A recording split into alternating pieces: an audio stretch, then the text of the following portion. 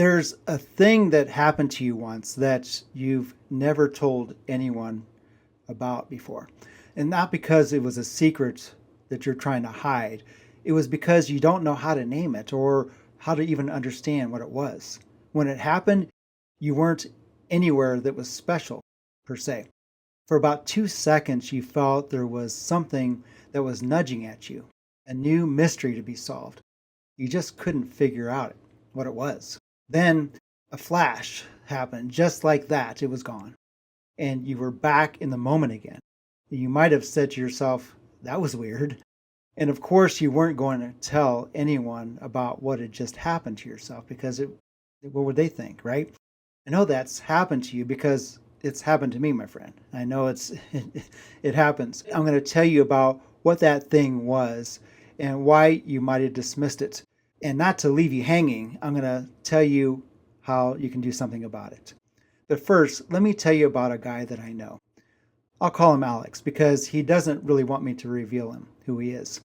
Alex has 2 years of sobriety, and you've got some time. If you've got some time behind you, you already know where he's at in his journey. And if you're new, you're going to want to hear what I have to say about what he's experienced. Alex has done the work. He did his 90 and 90. He got a sponsor. He worked the steps the whole way through, and not just the version where you skip the ones that you really don't like or the ones that kind of are uncomfortable and might hurt.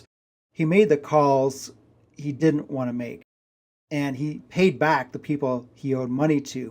He sat in his own wreckage and cleaned up his piece, his side of the street. And it worked. He's no longer sitting in the corner in meetings, skeptical about the life he could have had. He's got his kids back now. He's got a job where people actually trust him. He's not lying anymore or regretting past behaviors. The obsession has been lifted from him, and the promises are coming true in his life. By every measure, Alex has made it. He's the guy you point to, the success story. He's sponsoring and even chairing meetings every now and then. But here's the thing. He doesn't want you to know. On one particular late night, when everyone was asleep like a million other times, in a daze, he went down to the kitchen and turned on the light and got some water, turned it back off again and went back to bed. But this time had been different in his midnight trek. For 2 seconds, the whole thing cracked open into something that made a new mystery for him to solve. While in the kitchen, he stared at the dishes in the sink that were from dinner, and something stirred in him. Later, he said to me, I felt something awaken in me that I hadn't felt before. It was scary and exhilarating at the same time. He was bewildered and not knowing what had just happened to him. Something just felt odd and yet joyful at the same time. For 2 seconds, something deep inside him was nudging at him to move toward something that's brand new. Alex did what I and maybe you would probably do also. At that time, he drank the water and thought nothing more about it and went back to bed, just dismissed it as something that was odd or weird that had happened to him. It had been a while since the incident happened. He didn't tell anybody until he told me after he felt something like that again. This time, though, it was in the woods when he was taking a hike. Today, I'm going to talk about what that nudge is and what it could be pointing you towards.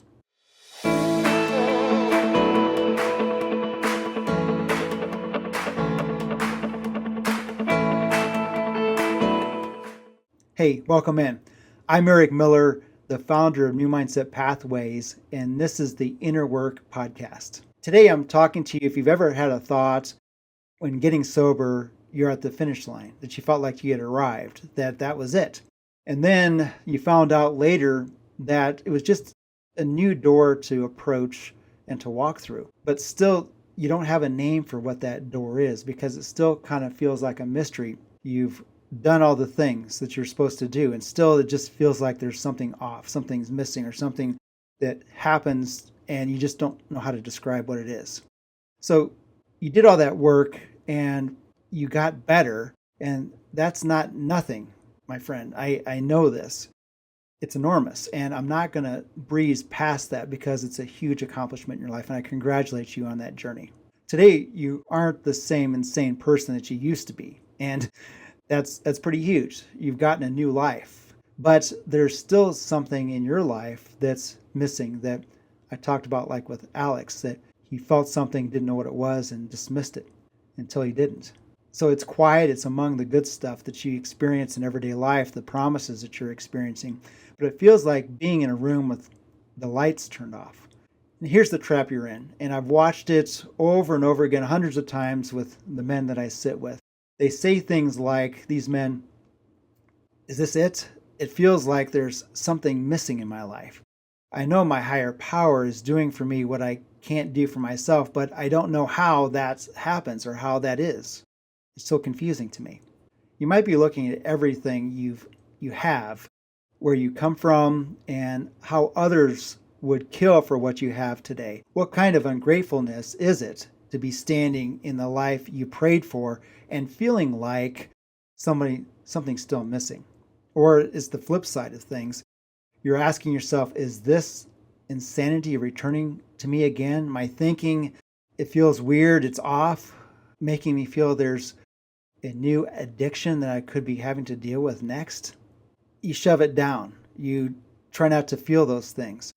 You call it a bad day that you may be having. You might even white knuckle past it. You may hit another meeting that day. And the very tools that got you sober, that you use to avoid the one thing that sobriety uncovered, connection with yourself and your higher power, is keeping you from that. It's keeping you from that. Those very tools that helped you now seem to be working against you. I know you've heard the word spiritual used in the rooms many, many times over if you attend regular meetings. Perhaps you've even been to an 11-step meeting. Hopefully you have. For some of you, it's clicked about how this works. And now there's more to the steps than what your sponsor has helped you with. And also, I might add that you're forever grateful to your sponsor in getting you to this point, because that person's been huge in your life. They've been in your corner. Maybe, though, you're searching for that next spiritual experience, that one that eludes you, the one you hear about in the meetings when someone shares, the one that maybe your sponsor has talked about, or maybe that you've read about in a book. Even though, I've heard this too, that people feel like in order to have that spiritual experience, they have to sponsor. Maybe you've sponsored 750 sponsees and you still are trying to find that fresh new spiritual experience, and it's just eluding you. The thought of going back to church, maybe even to feel that thing, that spiritual closeness, that connectiveness, it just repels you because maybe you've had church hurt in the past. You left and you just never want to go back. Your church is a 12-step program, or maybe it's somewhere out in the woods. Or maybe you've never been to church. You're in that none category, the none of the above when you check the box when you're filling out an application or filling out something online. Either way, when it comes to the deeper thing, that actual inner life, you're starting from zero. Whether you've been to church and you don't want to go back, or you've never been to church, or you just don't know what that spiritual life that we talk about is really. It's those spiritual experiences maybe you make more of, or maybe you don't make enough of, because it just feels like it could be psychological. I know you started your recovery from zero, or something below zero for some of us.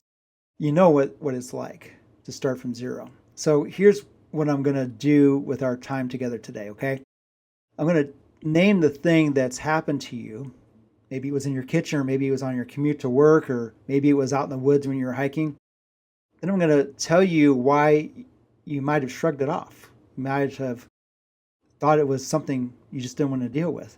Then I'm going to make one argument with, it's going to be a friendly one, by the way. That's the thing, that this thing that you're feeling that you can't explain isn't a glitch. It's not something that's making you feel like you're broken. You're not broken. It's beyond repair. Nor it's not ingratitude either for the life you've been given back, or a new life that you've gotten, the promises of given. It's a new door to walk through, and there's a new pathway on the other side of it that others like you in recovery have walked through, and how you too can get that same pathway to inner peace that they have. Just to be transparent with you where I'm coming from, I'm a spiritual director and a coach. My whole job is to sit with you while you find what's already within you, where you find your higher power in ordinary life, and what action to take when the timing for it is right, and to advance in your spiritual fitness. Okay, let's name what I'm talking about. So the setting doesn't have to be the kitchen like what Alex, his story was. It can be anywhere. It can happen any time. It's hard to predict. You really can't predict it, actually. If you look for it, it's not going to be there. It'll elude you. It's those ordinary things you experience in everyday life that I'm talking about. That it's the whole point of this, that it's almost so ordinary that you, without having insight about this, you pass over it as this new insight in your spirituality and the advancement and advancing, moving forward and growing spiritually. So it could be any time, like when you're driving home from a meeting, something opens up inside you and you just can't explain what I'm talking about. You're watching your kids sleep, maybe. The kid who almost didn't get this version of you because you took the steps seriously and you worked them.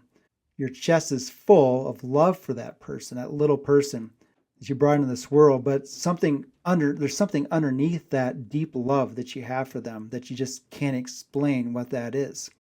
Or you're at the sink doing the dishes, and for the second the water passes over your hands, it's washing the fear off of you, and you feel that you're being taken care of. I've had that experience. It's just unbelievable. The moment becomes bigger than the ordinary thing that you're doing, like doing the dishes. And that's what I'm going to talk about here today, and how to identify that and what to do about that in that situation. So I hope I set the table of what I'm going to talk about today. I hope that sets this up well. So your higher power is trying to get your attention, and it's doing it in the most ordinary ways because we're so busy today. There's so much noise around us. There's so much, we're doom scrolling on our phones, or we're even at the gas station getting gas and there's music playing. It's very difficult to be in a setting where your higher power can actually speak to you or to connect with you, if that makes more sense, or you can relate to that word connection better. So I'm not talking about hearing voices per se. That can be a psychological issue, although I have friends that have heard the voice of God, heard their higher power. It's usually never burning bush moments, although those events do happen, but they're pretty rare. And please don't try to look for them and realize that that moment could never happen to you. Although I don't want to be a downer about this, because it's certainly anything's possible with a higher power. So that when that happens, that small ordinary event, when your higher power is trying to connect with you, they're trying to move you, nudge you towards the next thing in your spiritual growth. And paying attention to that is being spiritually fit. We talk about in the program of being spiritually fit for the next big catastrophe that can come along, because it will come. So listen up, my friend, because I want to share these things with you that I've experienced and what I've seen in working with men, and how they've progressed through this wilderness, through this uncertainty. And it's one that can be scary at times, that having someone by your side is really important. Now, I want to be careful here, because this is the exact point where I could lose you and you might just not watch the pod or listen to it, move on. If I reach for a big church word right now, some of you might dismiss me even, and you'll still watch this, but you'll dismiss what my thoughts are, what I want to express to you. I'm going to describe what it does, that this thing that you experience in ordinary moments, and let you decide what that is and where you're at, meet you where you're at today. There are three things that happens in this moment, and it can happen just in a few seconds. And here's the first one I'm going to talk to you about. You get humbled. And this time, though, it doesn't hurt when you're being humbled. Hey, look, I know that you know something about surrendering. If you've been working the program, you've been working your sobriety, working a program that works for you, you know what being humbled is like. You know what surrendering is like. You know what feeling small to something bigger than you is like. The process of making you smaller, when we went through this stuff in sobriety, getting sober, it's done on purpose. We needed to do that. So step one is very humbling. I identify that. We admit we were powerless and that our way didn't work. What our best thoughts were didn't get us out of the problems. It just a lot of times compounded our problems because the thoughts of the person we were was the same problem that we were just making bigger because of that inner turmoil we had. What I'm talking about in step one is that humility that we get. If we're able to do it, it's the medicine for us. But it can definitely burn going down, that medicine. It's life-giving, that form of humility that we get. It's a relief, and a lot of times it's comforting that we don't have to all do this by ourselves anymore, that we're surrendering to something more to ourselves that will take care of us. It's not the smackdown that we probably have experienced in other parts of our life, the things that are out there, that the world, the tough things we have to experience in life. So what am I talking about here? It's like setting down something you've been carrying for so long, you forgot it had weight to it. The first step made you small because the bottle was so huge. Your higher power, have learned maybe, is huge. This makes you small in front of something else, and it doesn't hurt what I'm talking about. When this thing that you experience in an ordinary moment, it may make you feel small because of the vastness of the power underneath it. But this time, it's not swallowing that difficult medicine that doesn't taste good. So here's the next one I want to talk to you about. There's three. When something greater than ourselves is at work in us, it's being in the room that feels different that we're in, or outside, or it doesn't have to be in a room, it can be in your car. And at times seems to kind of stand still in this moment. And you have this real relief in the moment that you're in. You feel comforted. You feel held. Those are kind of the words that stick out to me. Maybe there's other ones that would describe to you. You've experienced it, you just didn't know what it was, but you felt this relief. You're not chasing whatever it is that I'm talking about. You're just in it. You're in that moment. And when it's over, you notice when it's over because things just go back to the day to day.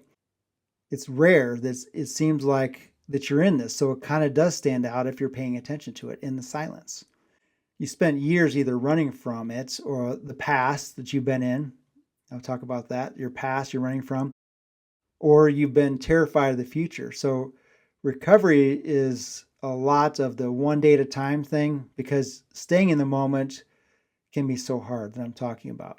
When you're in that moment and you identify you're able to be there, that time is kind of hard to achieve today, I have to admit, but I don't want to discourage you because I've been able to achieve it and so many others have as well. So for 2 seconds, you have that relief of being taken care of. And that's that new kind of clarity that can come right away. Sometimes it takes time where you have to contemplate that experience, have someone by your side that can help you interpret what that was for the clarity. So the last one is the biggest I want to talk about. There's three. This is the last one. It comes at you without you doing anything for it. You didn't build it and you didn't earn it. There's no earning any of this. You didn't even work a step to get it. And that can be a problem for a lot of us, of performance-minded people. We feel that we have to earn everything because we didn't earn a lot of the things in the past prior to stopping our addiction substance. So it can be difficult to let this thing just arrive on its own. It's hard to let go of that we have to do something for it. So this is the whole crux of this episode I'm going to talk about. So stay with me in this because I think you're going to want to hear more of what I have to say as I get more into this. Most of what we perceive as progress in recovery is something we've had to work for, as I mentioned. It can appear to be that it's all our effort, and quite frankly, that can be our pride speaking, the ego speaking, that was us that did all that work with our sponsor working the steps. I'm not saying you didn't do the work, because I know you did, because you're here and you're watching this so far with me. You picked up that phone when you were doing the work and you made that difficult phone call. You hit the meetings your sponsor asked you to hit. You did that inventory and you earned all of this. And then this thing shows up that you didn't earn and it's hard to accept. It just came there to you as uninvited when you're standing in your kitchen, maybe doing the dishes at midnight where you're getting that glass of water because you couldn't sleep. when you weren't doing a single thing to deserve it, it just is there. It can be difficult. So I get it. And a person who's performance driven like me, to build a new life on the principle of doing the work to earn it and be accountable, has no place on this shelf for something that just arrives free and unearned, right? Just doesn't feel, it feels off. So you put it down, you dismiss it. Somewhere it rolls under the bench, and that ordinary event becomes unimportant, and you even think it's weird until it happens again, and then again, and it piles up, and these things start happening, and you think, what's happening in my sobriety? What is going on within me? So Alex had that pile, and he just never looked under the bench to see what that was. Okay, so why don't you see this for what it is? I kind of mentioned a few things already. So why does someone with 2, 3, or many years of sobriety who talk about the rigorous honesty, by the way, sit on this and tell no one about this experience? Well, I asked him directly, why didn't you say anything to me about what had happened to you? And he gave me the most honest answer that I've had in a very long time. He said, say what and to who? He wasn't being coy with me. The real issue coming up to the surface was that this thing has two halves, what I mentioned, and both of them are specific. And it was to him and will be to you too. So the first one, say what, he said to me. He had no insight on what was happening in that ordinary moment. To say what? So how would he explain it? You know, the humbling actions in recovery, admitting we're powerless, making amends, working on our character defects. The hardest can be our higher power thing. But this thing, it has no words for it. There's no container to put something like this in, no religious tradition to help us even to understand it. So who do you tell? Do you tell your sponsor? Your sponsor is for how do I stop drinking? How do I stop these awful things? Mentoring, they mentor you through the steps, and there's that accountability factor, right? To work in your program. Hopefully they're keeping you accountable. That's their lane, that's their job, and there's really no training in sponsorship, but that's what their experience was that was handed down to them. It's very, very important work, and hopefully you don't misinterpret what I'm saying about this in this episode, that the sponsorship, having a sponsor is not being replaced by what I'm talking about here. When I'm talking to someone in confidence, someone who's got experience and trained in this and can see the signs and help you interpret these things. So I'm not trying to say that this person's being replaced, because there's a big role in sponsoring. So Alex didn't have that compulsion to drink anymore, and he was working a good program. That was the strange part about it for him. He wasn't in any danger. He didn't think he was losing it, or he didn't feel like he was going to relapse, or he didn't think he was going crazy. He was standing in front of a door that he just didn't know that he needed to open. He even, I would say, had a hard time finding the door. He didn't know whether it even belonged in a program conversation. So talking to his sponsor didn't feel right for him. So as far as his wife goes, she watched him claw his way back, claw his way out of the misery and the unmanageableness of the life he had created. The last thing he wanted to do was to walk in and say, hey, honey, I know I've got everything that I thought I would ever want to have. I've got the promises, they've come true, but I'm feeling like there's something else that's missing. That would be a very difficult conversation. It would probably scare the crap out of her or him. To her ears, that might sound like that first crack is happening in the foundation. Like he's getting restless and discontent, like, here we go again. So he's got a whole community built around his sobriety, and not one clear person for the missing thing or the answers to where is my higher power in this, and what action do I take in my spirituality to advance it. The program is built beautifully, and it's built to keep you alive, to get you sober, get you on track. It's not always built for the deep questions, though. The questions about meaning and purpose sometimes can be, if you don't have someone who's a sponsor hasn't had formal training, it's very difficult for them, and the expectations for them to have that knowledge is really kind of unfair. So he lands where we all land. There's three options that Alex or you or anyone else has in your head, and all three are bad. The first one is, I was nothing and I'm tired. When you experience this version of what Alex experienced in the kitchen of getting a glass of water where this experience happened to him, that you dismiss it. It was nothing and I'm tired. Or I'm probably overthinking this thing. You know, how many times have we been told that? Or you're overthinking it. It was 2 years of feeling things I've never felt before, and it's 2 years of sobriety at the time. It's the one most take because it's the most convincing to us. It's a half truth, though. Yeah, you feel more now than you used to, but feeling things doesn't explain what this is. This wasn't a feeling. It was the floor dropping 10 feet, the floor dropping out from underneath you in your own kitchen or wherever that event happened that I'm describing. Or maybe it was something I know I'm supposed to get spiritual about. And for a lot of you, that's where the shutter comes down because you've done the higher power dance for years now. You've adopted a God of your understanding and enough to get you sober, get you on track, and you don't want somebody, including me, pushing you further than that at all. Or for that matter, church. Church has burned you, and the second this starts smelling like church, you're out. What I'm talking about. And I get it, my friend. Trust is hard. It's trusting someone else is difficult. Here's the sneaky one that comes up that I'm talking about.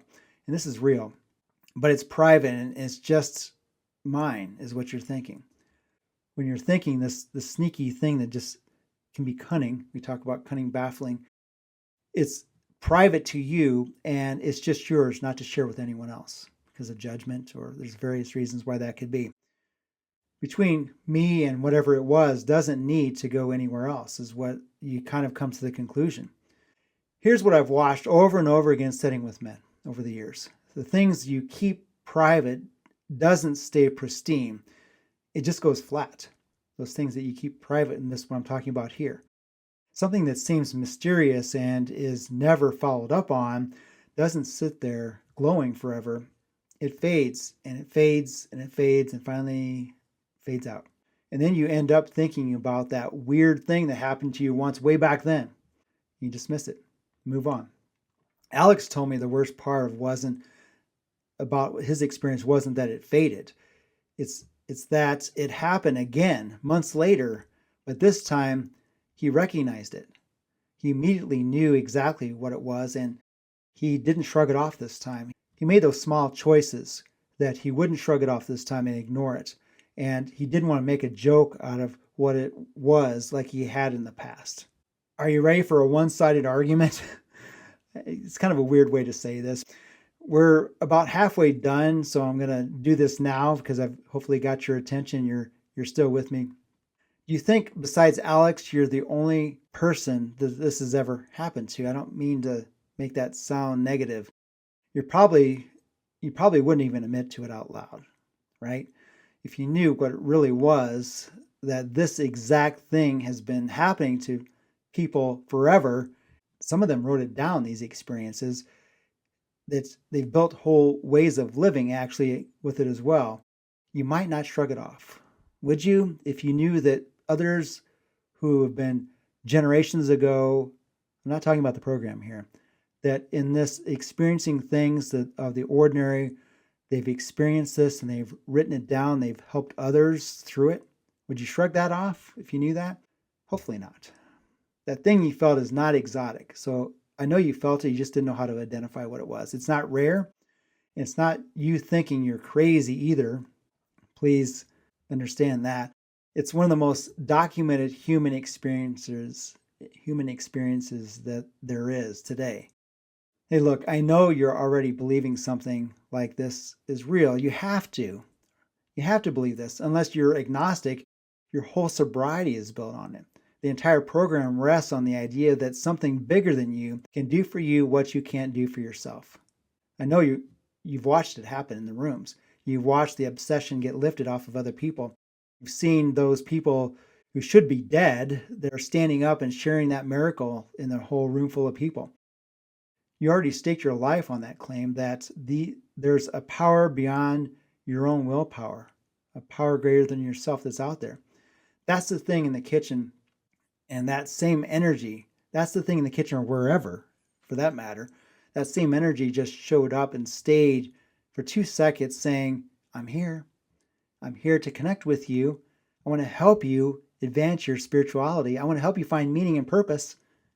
Every tradition on the planet, and they disagree about nearly everything, built in part to explain, they built in part to explain what this exact experience is. Easy for me to say. They're not competing explanations for a thing that's never happened. They're competing responses to a thing that keeps happening over and over to other people. So I think I know what you might be feeling when I say the word tradition or religion or church. If you've had church hurt or if you've never been to church, you picture a building that hurts you, maybe if you've been to church, or maybe even your grandmother's guilt for not doing the thing right. Or maybe you're the guy who's had a man quote scripture to you and weaponized the Bible against you, and your whole life was on fire and that wasn't useful. But hear what I'm actually saying to you, okay? So hear me out, because it's smaller than you think. What I'm talking about here, it's so simple, it can be overlooked. I'm not telling you to believe in anything, or I'm not telling you to walk into some building that has some sort of religious icons on it.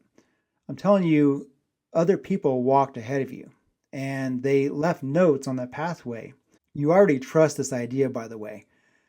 It's how the program itself works.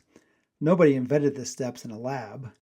They came from a bunch of desperate people that were trying things and keeping the things that worked, and then they passed it down to all the rest of us. Recovery is a well-traveled path, and it's accumulated evidence of people who went the way before us, and they helped you or helping you live a new life. That's all the spiritual tradition is.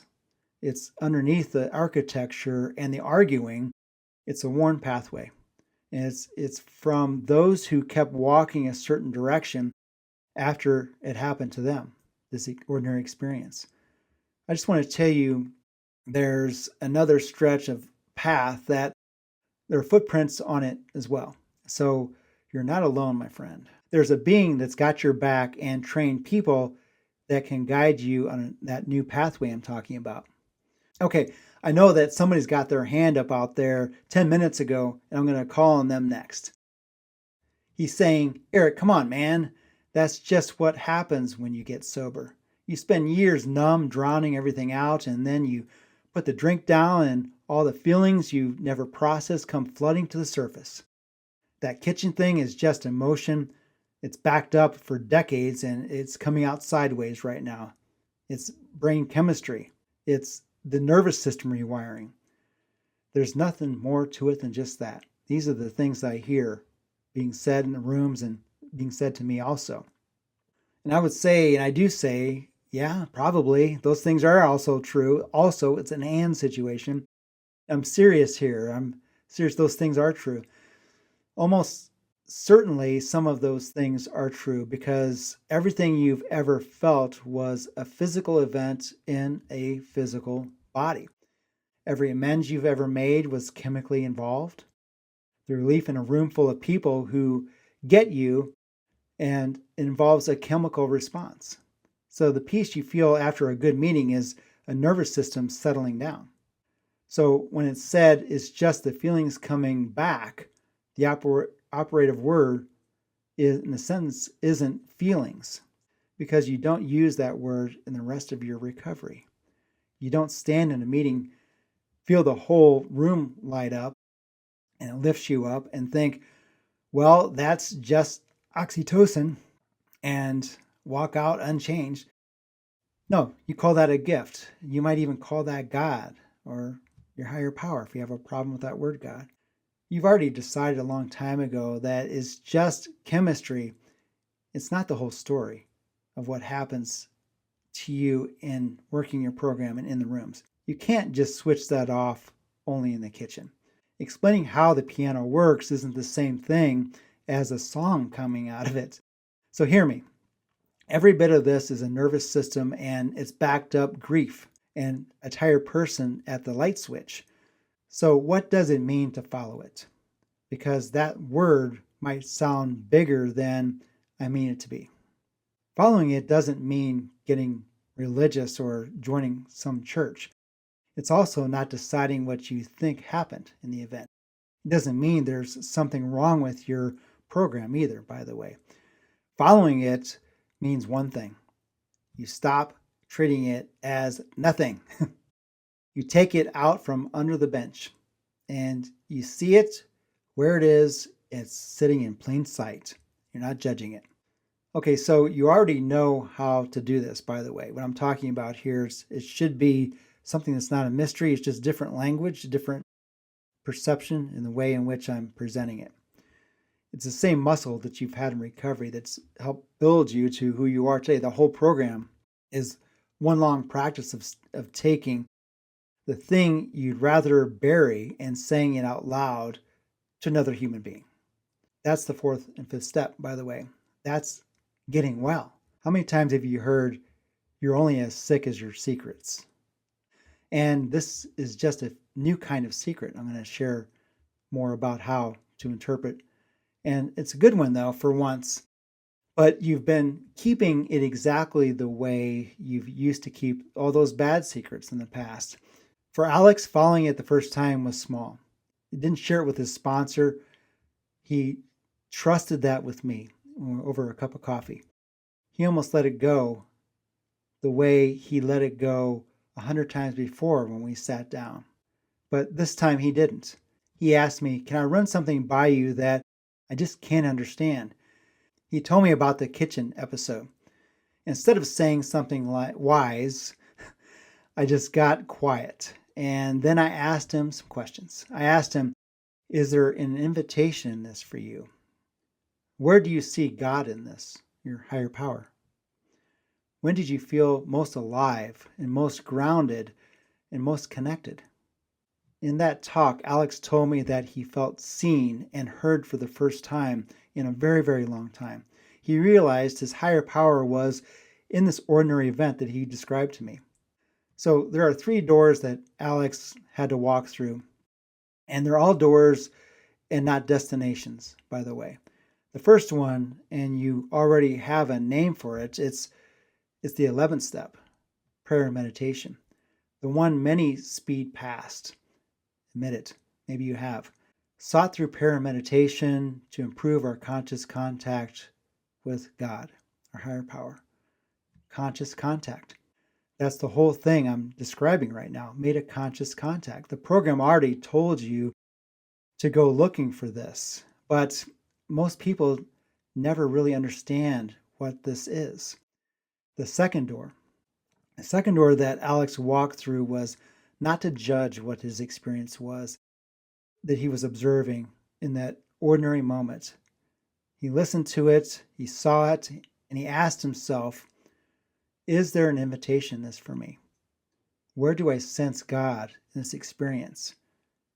Do I feel alive, grounded, and connected in this moment?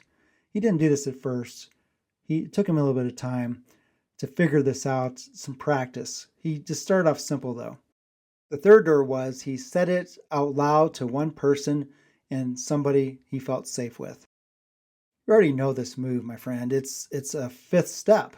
It gets more real and less heavy the second it leaves your mouth when you're talking to someone in the 5th step after you've done the 4th. You take the answers to those questions to somebody you feel safe with, is what I'm talking about. Those questions I just mentioned, you only want to do it with someone you feel safe with. Here's a quick thought. This person shouldn't have a stake in what you're sharing with them. So let me repeat, this person shouldn't have a stake in what you're sharing with them. Probably it shouldn't be a parent or a spouse or your partner. Now, I'd be doing you dirty if I stopped right there, because there's a cost to this you should know about. If you take this thing seriously, what I'm talking about, it will start raising questions inside you, and that's a good thing. It doesn't just sit there without a purpose. You start looking at your life and ask, and this is the part no one warned you about, what does my life really mean? What's my purpose? That's kind of not really talked about so much. I sometimes ask why someone who prayed to a God or higher power they weren't sure of when they were on their knees being in misery, were desperate, who they think went quiet. Then later on, when life started getting good, they felt maybe abandoned in that time afterwards. Alex asked me if doing all this extra work is just asking harder questions, and well, it should be. He said to me that he finally got comfortable in where he was at in his life. Why should I go looking for more of those things, asking questions to uncover more things, to go deeper? So let me tell you what the actual payoff is and was for Alex. It's not about a temporary feeling. It starts being what you're walking towards. I've seen people who have based their entire program on the absence of, I don't drink, I don't use, I don't do this or that. It keeps them alive. It keeps you alive, but it doesn't build a life out of the things you don't do. And that's a big missing link for a lot of people. Those that believe there's something more understand that the room stops being about the lights they turned off and starts being about the lights that brings life into consciousness. That 2-second thing that happens in the kitchen or wherever stops being a 2-second thing. It changes. It starts leaking into ordinary days when you start seeing these things and identifying them. A random afternoon, nothing happening necessarily, and it becomes more than just that. Life becomes more livable and more meaningful. Okay, one more thing about the cost. Some people around you won't understand what you're going through or won't understand what you're describing to them, even in the rooms. I have to tell you that. Some people only want to talk about their drunkalog or how they stay stopped from doing that thing. You feel a little unrelatable to those people after a bit. I'll warn you about that. So you have to be careful who you share these things with. It's a real thing. The inner work isn't about a warm, temporary feeling that I'm talking about here. It's not just a warm, temporary feeling. There's a door and a path behind it, and that path has a toll to pay. The ones that have experienced what I'm talking about start seeing life in a new way, and that meaning and purpose that's eluded them of the subtraction now is the addition to what they can do with their life. So this week, notice one moment that felt bigger than the situation warranted. That's number one, and it's the most work.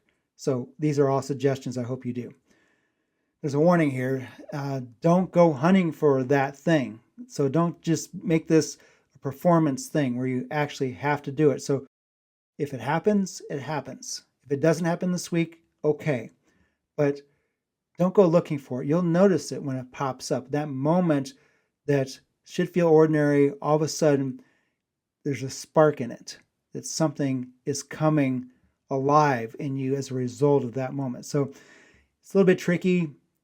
Again, working with someone who's experiencing this is really helpful because that person can help you identify when this moment is and what it is and what it isn't in that moment. So you'll be disappointed if you go ahead anyway and start seeking this thing out, seeking a spiritual experience, because it won't be there. I had a friend ask me that once. He said, "You've told me about this spiritual experience you had. I want that. And how do I find it?" And I said, "You don't go looking for it." And he was kind of puzzled when I said that to him. It's true. So it'll catch you in that moment. It'll show up. And when it shows up, it'll be profound. Just trust me on this. It'll be there. It's been showing up your whole life after you've gotten sober. You just kind of dismissed it. I know you did. You've just been calling it nothing or calling it a bad night or even dismissing it as being weird, a weird experience. Here's what you do when you believe it's happening. So here's what you do. After you've identified it, it's showed up, you haven't been hunting for it, it just is there. Here are 3 questions I want to offer you. And it can be a combination of the 3, it can be all 3, or it can just be one that sits with you. So if you're able to right now, write these down. Or when you get a chance, pause this, see the count, and then replay it later. All right, here it is. So here's the 3 questions to consider. And these are the same ones I alluded to earlier with Alex. Is there an invitation in this for me?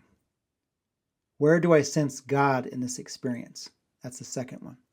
Do I feel alive, grounded, and connected in this experience?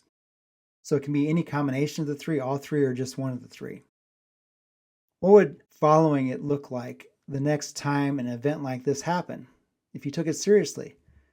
Well, I don't know is a real answer you might have, all right? You don't know what it would look like. I don't know is someone standing at the door and instead of walking past it. So that's an honest answer and go with it. That's the whole practice. It's noticing one experience and asking the question or questions that resonate most with you. So back to Alex for a second. He has a little more time now and he still is sober, still chairs meetings every now and then. He still doesn't go to church though, or admit that he's spiritual to his friends. But now there's a book on his nightstand, and that's would have embarrassed him to admit he had that book a year ago. And he does the 11th step for real now for a few minutes most mornings. He doesn't do it perfectly, it's progress. He got sober from 0, and on this deeper thing, he started from 0 too. So I know you felt something like Alex, and most of us have. I know you have, and that's not me just guessing right now. You've been calling it nothing because nobody even gave you anything else to call it. How would you know what to call it? Maybe some part of you decided you didn't have the right to want more after your sobriety because it's been such a big gift to you. And you have that right. But let me tell you, you are worthy, my friend. Something more in your life, something more than just sobriety. You are good enough. Getting sober was just the beginning to a meaningful life with purpose. It was never supposed to be the whole thing in getting sober.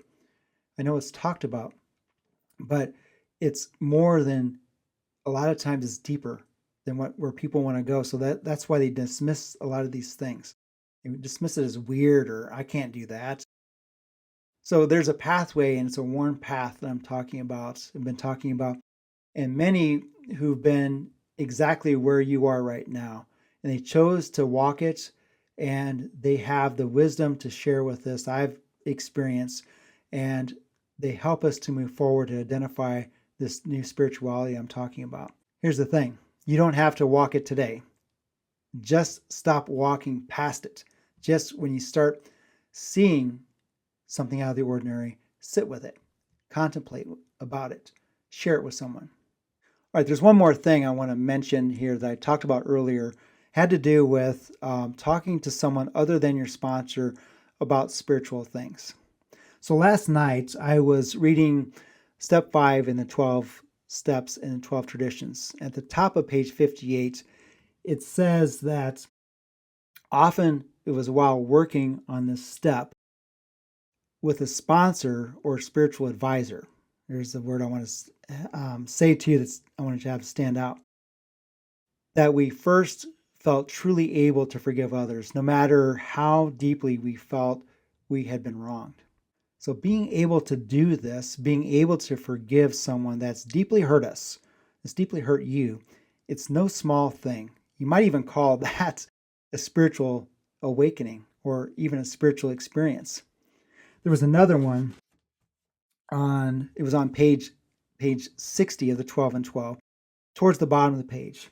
It's worth noticing that people of very high spiritual development almost always insist on checking with friends or a spiritual advisor the guidance they feel they have received from God. So the guidance they feel like they've received from God, it's important to them they share this with a spiritual advisor. The term spiritual advisor is someone that is educated and they're trained in spiritual formation and how to distinguish a psychological event from an event related to a higher power. So this person could be a member of the clergy, or they could be also a spiritual director. And I know I said earlier that I'm one of those people, a spiritual director. I've had 4 years of education in the training of of spiritual formation and direction, how to help others. Doing that inner work was most of the education I have to tell you because I needed to work on myself. If this is intriguing to you about spiritual direction, and again, a spiritual director can be kind of confusing because a director, we're not directing anything. It's the Holy Spirit, it's the energy that we're helping you to identify in that moment and asking good questions about that experience that we mentioned earlier. So anyone can call themselves a spiritual director, right? I mean, anyone can call themselves a coach for that matter. But there's that training that's really important, that's crucial that they should have because they can cause great harm and damage and can re-traumatize someone if it's a psychological experience that that person you have experienced and it's misinterpreted as a higher power or it's coming from God. Till the next time, my friend.